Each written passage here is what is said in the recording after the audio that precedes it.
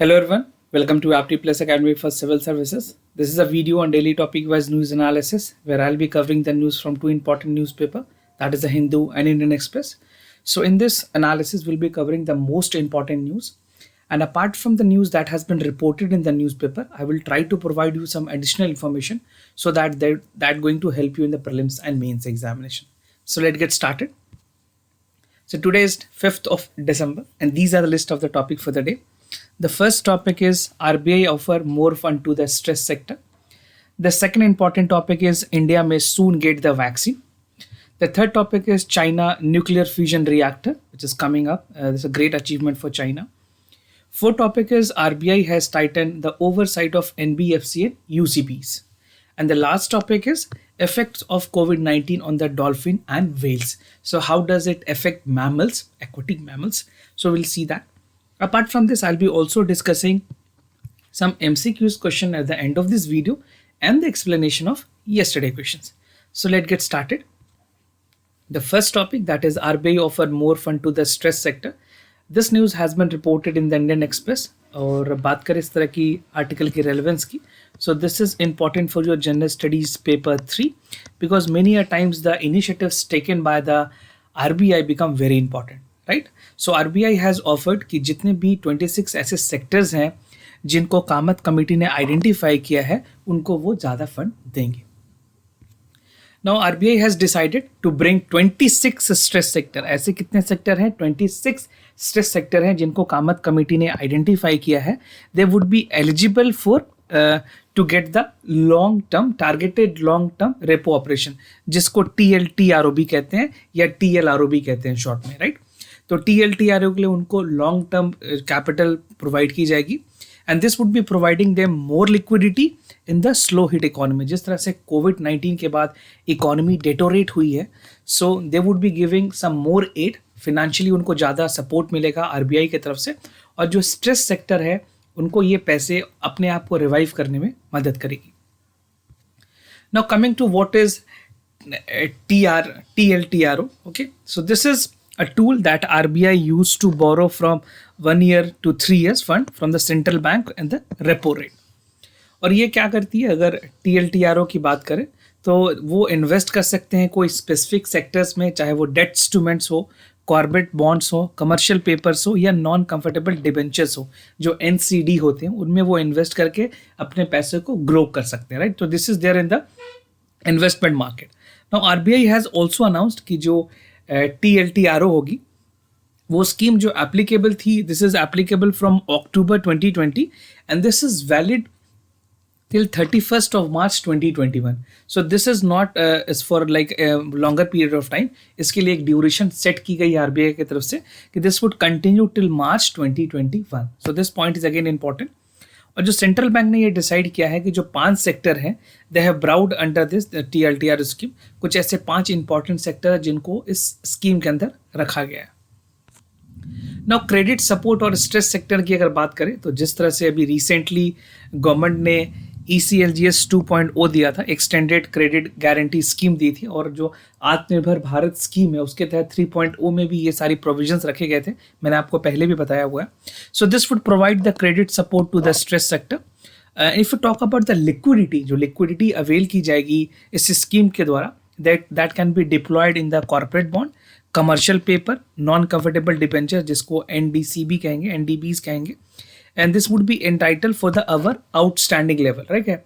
जो ये भी इंस्ट्रूमेंट्स हैं, ये इन्वेस्टमेंट के ख्याल से जो स्ट्रेस सेक्टर के जो कंपनीज है वो उसमें इन्वेस्ट कर पाएंगे, right? Hope the point is clear to you. Now coming to the benefits of LTROs की, इसके क्या क्या बेनिफिट है. सबसे पहली जो बेनिफिट है that is providing the liquidity. जो स्ट्रेस्ड कंपनीज हैं उनको लिक्विडिटी मिलेगी, जो लिक्विडिटी क्रंच उन्होंने फेस किया है. So additionally they would be provided with the enhance liquidity जो बैंकिंग सिस्टम में बाय 1 लाख करोड़ रुपीज़. उसके अलावा it will bring down the cost of fund to the bank. जब से LTRO जब से एक्शन में आई है या जब से इंट्रोड्यूस की गई है, it bring down the cost of fund for the bank without effectively cutting their deposit. उनको अपने डिपॉजिट कम करने की जरूरत नहीं है, बट वो कम दे सकते हैं. जो चार्जेस हैं, जो खास करके जो लॉन्ग टर्म ऑपरेशंस के अंदर जो कॉस्ट हैं वो कम हो सकते हैं उनके. Now this decision was taken to make reverse the rate of operative operation at given point of time. Now, the third most benefit of the LTRO is to boost investment because it will be boosting investment.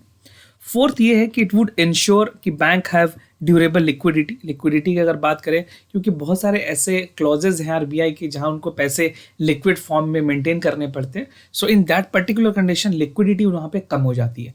Now they would have the durability of liquidity, availability of liquidity would be more. And the fifth point is they it would ensure credit flow for the productive sector. ऐसे sectors हैं जो encourage करते हैं banking को maturity transformation में या seamlessly credit flow productive sectors में आगे देने के लिए. So they would be allowed कि ठीक है आप you can go with the productive sectors lending. ठीक है, तो it would ensure overall credit flow to the banking system. और जो स्ट्रेस सेक्टर है ultimately they would be also benefited. So these are some of the benefits of LTRO. If a question is being asked in the mains examination, आप इस तरह के points वहां पे लिख सकते हैं. Now, coming to the other news that India may soon get the vaccine. This is coming officially from the Prime Minister.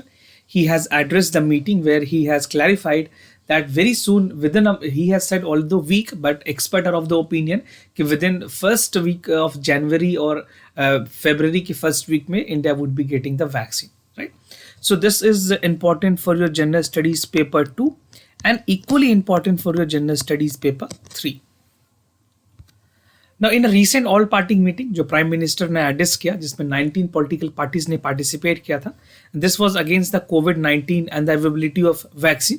So prime minister has said कि जो वैक्सीन की रोल आउट होगी इमरजेंसी केसेस के लिए that would be starting from the next week, but there is a point of question until and unless the green nod is given from the scientist. So he said कि vaccination process को start करने के लिए we are still awaiting the scientist confirmations, उनके green nod जरूरी हैं. Now there are almost 8 vaccines candidate that are being manufacturing vaccine in India. कुछ foreign collaborations के साथ हैं, बाकी 3 ऐसे हैं जो इंडिया में ऑलरेडी डेवलप्ड हो रहे हैं. तो आप मुझे कमेंट सेक्शन में ज़रूर बताएं आप ये 3 के नाम जानते हैं कि नहीं. बाकी मैं आपको कल बताऊंगा कि फिर ये कौन कौन से नाम है.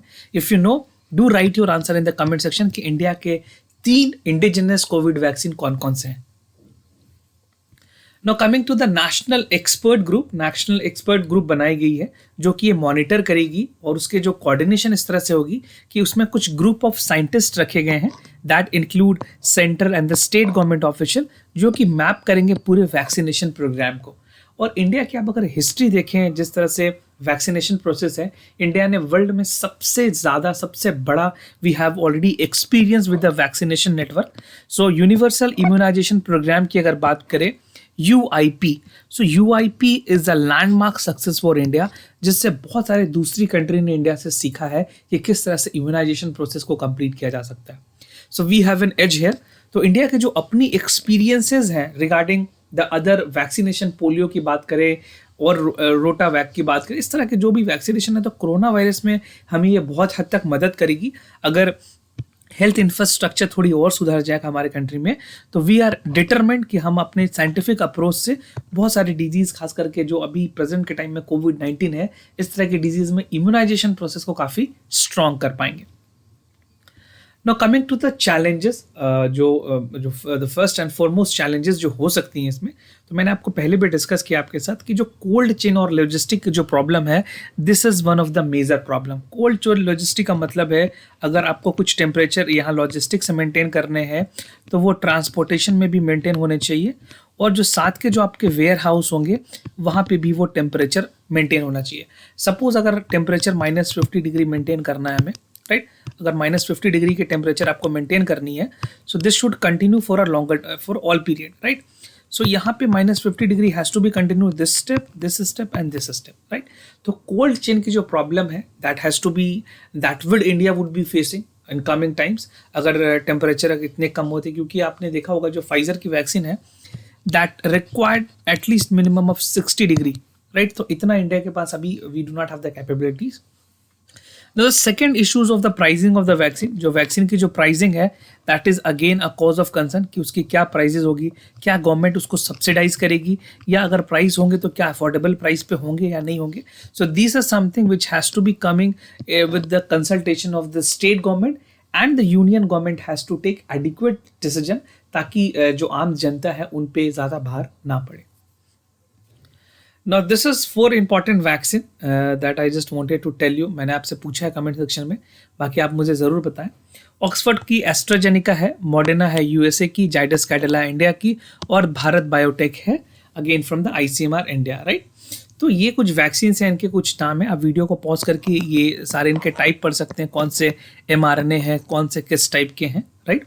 और वैक्सीन की टाइप ये ट्रायल्स हैं, phase 3, Zydus Cadila in phase 2, and again Bharat Biotech is phase 1 phase 2. अब ये इंप्रूव हो गई है, this is reach to the phase 3 level, right. So already India has indigenous 3 ऐसे बड़े कंपनी है जो काम कर रहे हैं. And talking about the world, अभी सिर्फ फाइजर को इमरजेंसी पर्पसेस के लिए परमिशन दी गई है, राइट.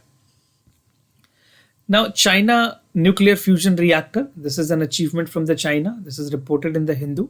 उन्होंने एक आर्टिफिशियल सन जनरेट किया है through the nuclear fusion reactors. So this would be important for your general studies paper 3 mains के एग्जामिनेशन में. और जो न्यूक्लियर रिएक्टर की फ्यूजन की कॉन्सेप्ट है वो आपके प्रीलिम्स में भी बहुत ज़्यादा इंपॉर्टेंट है. So China for the first time has successfully powered artificial sun, जिसमें न्यूक्लियर फ्यूजन रिएक्टर होंगे. इसका नाम उन्होंने HL2M टोकामैक रिएक्टर रखा है. This is Chinese largest advance nuclear reactor fusion, जो कि एक्सपेरिमेंटल और रिसर्च पर्पसेस के लिए यूज की जाएंगी. एंड जो चाइनीज, मैं आपको इमेज दिखाता हूँ so that you can get an idea. मैं आपको आगे इमेज दिखाऊंगा. तो चाइनीज के जो साइंटिस्ट हैं, they have been working in developing the smaller version of nuclear reactor since 2006. So they are not new in this field, they are already developing. कुछ उन्होंने डेवलप नहीं किया है, बट अभी जो HL2 टोकामैक डेवलप्ड हुई है, that is advanced version. And this nuclear reactor is expected to provide the clean energy to the China. Now talking about what is HL2M tokamak, अगर मैं आपको इसके बारे में बताऊं तो ये चाइना की जो नेशनल न्यूक्लियर कॉर्पोरेशन है, right. This is N body which has developed, और ये जो apparatus है, दिस इज अबाउट, इसकी जो टेम्परेचर होगी, ये जो ऑपरेट करेगी, this would B 150 million degree Celsius के आसपास. तो आप समझ सकते हो कितना हॉट है. I will show you a image for this. So this is what the China is trying to develop, right, HL2 tokamak. और ये बहुत ही इंपॉर्टेंट अचीवमेंट है चाइना के लिए. इस तरह की जो अचीवमेंट अभी किसी कंट्री के पास नहीं है. So this is the image.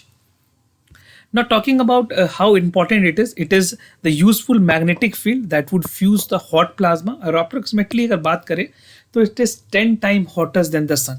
जो sun की जो कोर होती है उससे 10 times ज़्यादा hotter होगी ये. And this reactor is often known as artificial sun भी इसको कहते हैं. ये एक बहुत बड़ी माइलस्टोन है चाइना में, जहाँ पे वो क्लीन एनर्जी की तरफ आगे बढ़ रहे हैं through the nuclear fusion. And this ability to generate high temperature is essential for fusion processes replicating the way sun produces hydrogen. और जो डेटोरियम गैसेज हैं फ्यूल के तौर पे वहाँ पे यूज किए जा सकते हैं, right. So this is the achievement which none of the countries has done yet, and China has become the first country to achieve it. Now RBI has tightened oversight of the NBFCs and UCBs. So this is a regulation which RBI is coming with. So this is important for your general studies paper 3 and the economy paper. Some parts here and there may be again relevant for the prelims pair as well. Recently RBI has issued announced उन्होंने risk based internal audit जो norms है उनको they have make it applicable. और ये जो introduce किया है इन्होंने रिस्क बेस्ड इंटरनल ऑडिट, वो दो इंपॉर्टेंट चीज़ों के लिए होंगी. First is large urban cooperative bank जिसको UCBs भी कहते हैं, और दूसरी है NBFCs, राइट. क्योंकि NPS के इश्यूज बढ़ रहे हैं, इस वजह से रिस्क बेस्ड इंटरनल ऑडिट के लिए RBI ने आगे अप्रूवल दी है. So this is a measure that would aim to improve the governance and assurance of the functioning of the supervised entities. और जो ये RBI की मूव है that would harmonize the guideline on the appointment of statutory auditors. बाहर से भी auditors अगर जरूरत पड़ी तो एडहॉक पे रखे जाएंगे. कमर्शियल बैंक्स, UBFCs और जो NBFCs है, जो UCBs हैं और जो NBFCs हैं, इनके क्वालिटी इंप्रूव करने के, इनके जो फिनेंशियल रिपोर्टिंग है वो इंप्रूव होगी. सो दैट द NPA, जो NPA की इश्यूज थी ऑलरेडी बहुत ज़्यादा माउंटिंग है इंडिया में, this can be resolve. Now what are the norms? Norms के अंदर क्या क्या चीज़ें प्रोविजंस RBI ने इंक्लूड किया है. तो सबसे पहले जो ग्रोइंग सिग्निफिकेंस है पहले तो आप ये समझ लो कि इसकी ज़रूरत क्यों पड़ी, why this norms has came, right.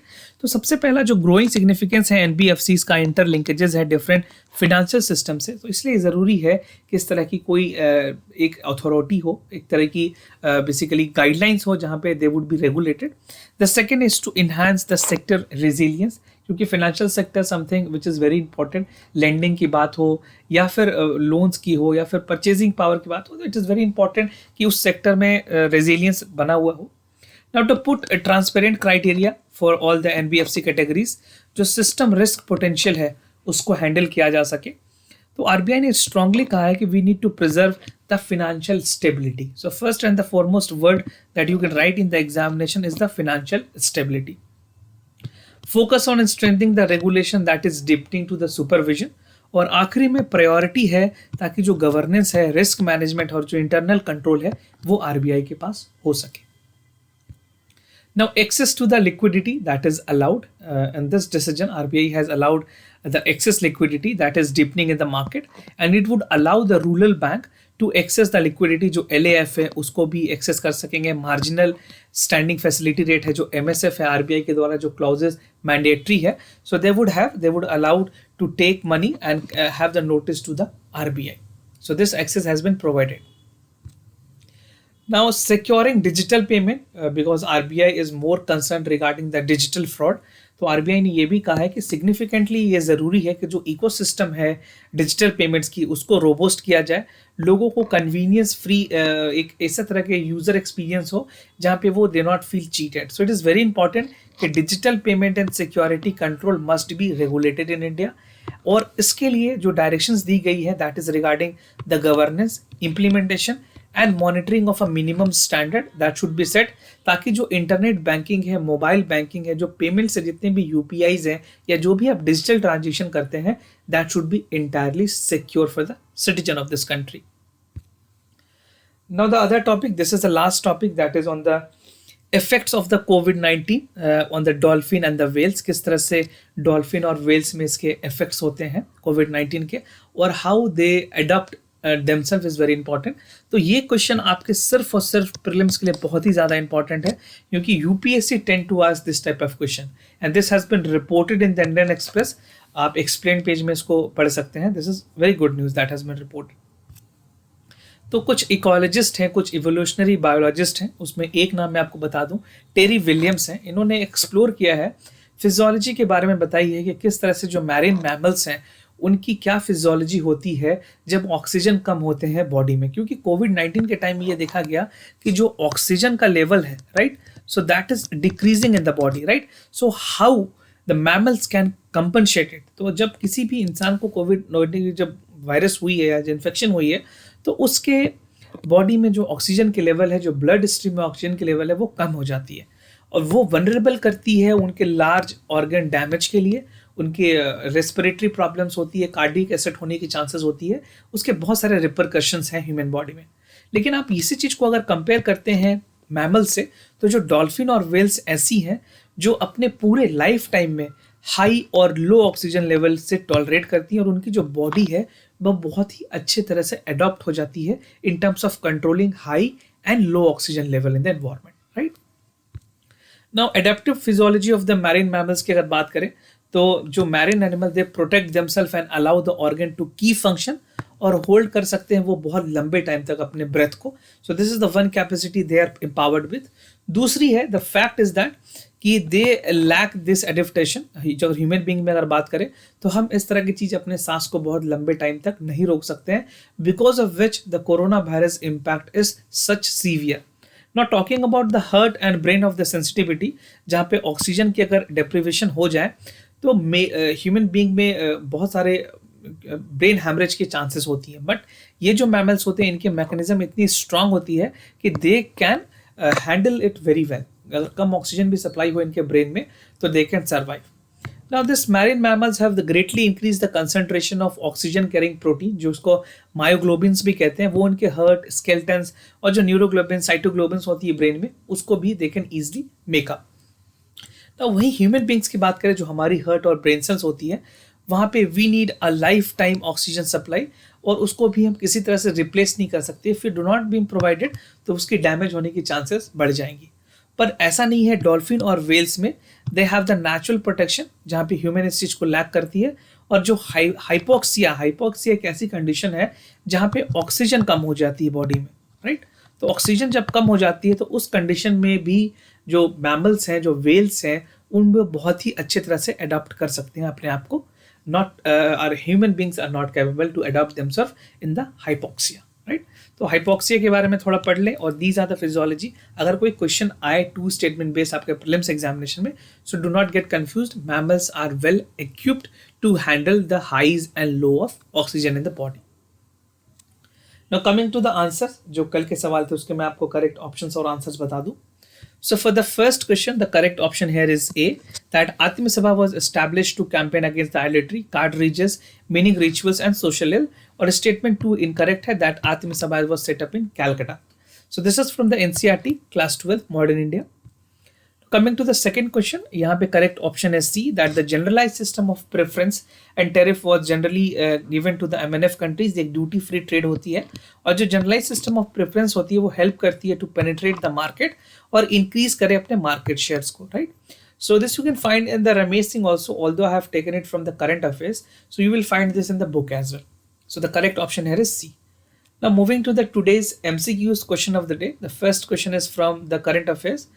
With regards to the Raymond Magsaysay Award, consider the following statement. It is the highest honor. It is the award annually or individual to the high Asian region with altruistic and philanthropic services. क्योंकि अभी जिस तरह से farmer protest हुई है उसके बाद बहुत सारे ऐसे अवार्ड्स हैं जो लोगों ने वापस किए हैं गवर्नमेंट को। सो इस तरह के पॉइंट्स में इस तरह के क्वेश्चंस इंपॉर्टेंट हो सकते हैं। तो आपको क्या करना है, you have to just write A, B, C, D. Whatever is the correct answer. If you want to share any additional information against this award, you can share that as well, right? Now coming to the second question, this is from the culture. So what, consider the following statement about the Pamsha form of architecture, right? आपको बताना है इसमें से कौन से correct option है। So it is a type of a Shikhara architecture form of Dravidian temple, and Pamshana roof is not curved inward rather than slope in the straight line. So which among the following is the correct options? You have to just choose A, B, C, D and write your answer in the comment section down below, right? So participate and let us know how many of you are participating in the question answer series. If you are new to our channel, do not forget to subscribe FT Plus Academy for Civil Services on YouTube. And if you like this video, do not forget to give a thumbs up. If you have any other concern, do let us know. We'll be more than happy to assist you. For time being, I am signing off. Wish you all the best. Stay home, stay safe. Thank you so much.